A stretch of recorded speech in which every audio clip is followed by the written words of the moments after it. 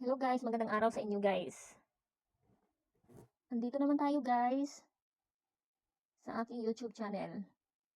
Please subscribe my YouTube channel guys. For today's video guys, ituturo ko sa inyo kung paano mag-apply sa online PLDT kung fiber. Kung paano mag-apply online.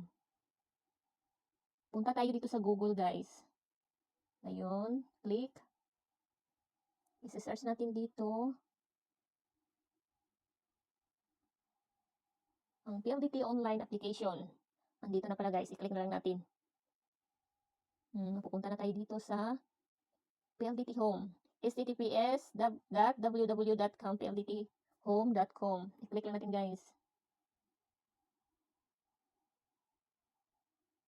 Then, click apply now. Apply now. At dito guys, pumili lang kayo ng plan na gusto nyo. Ito, i-click natin to guys.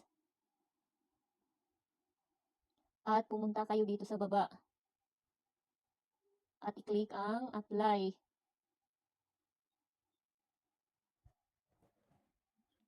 At ma-redirect kayo dito sa PLDT Home application form. At dito na guys ang iyong fiber only plan 1299.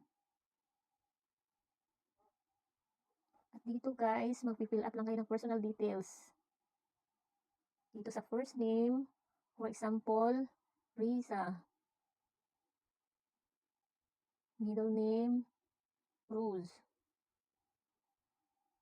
Last name, Torres.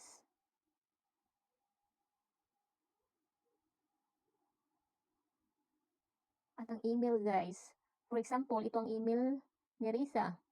Riza Torres.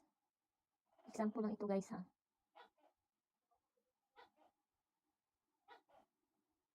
Torres at gmail.com. Then, birth date guys. Kung anong birthday nyo, ilagay nyo dyan. Pagkatapos, ID type.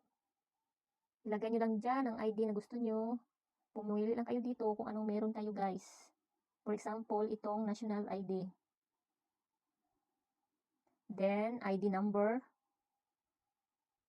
At dito guys, mag-attach kayo ng photos.